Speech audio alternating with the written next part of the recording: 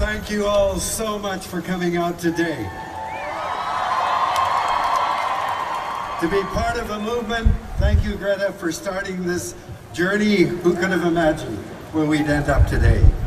But, you know, if you were to look at newspapers or television reports day after day, you'd see a lot of coverage by reporters of business, of politics, of sports, of celebrity, and yet none of these areas is as important as science. Science, when it impinges on our lives through the application by industry, medicine, and the military. And that's why I went into television in 1963 to try to educate Canadians about the important role that science plays in their lives. In 1989, we did the first of many programs on global warming, on the nature of things. And that year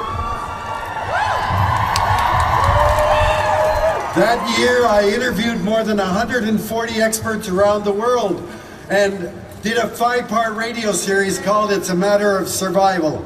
And that radio series had a huge impact. This is before the days of texting or internet emails. And we got 16,000 letters from Canadians saying, "You scared the hell out of me. I agree with you, but what can we do?" And that's when we established the David Suzuki Foundation to try to answer their questions. But corporations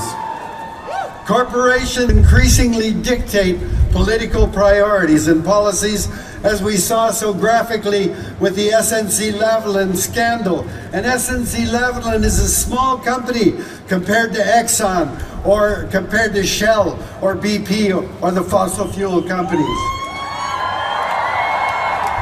For decades, we have been working to educate people about climate change, its causes and its perils, and have urged politicians to take the steps needed to avoid the threat that climate change now poses, all with very little success.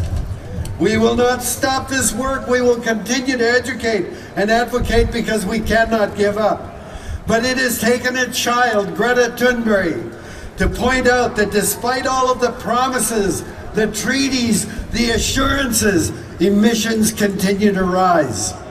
Greta has pleaded with politicians to pay attention to scientists who are being ignored even as their messages have become more robust and more urgent.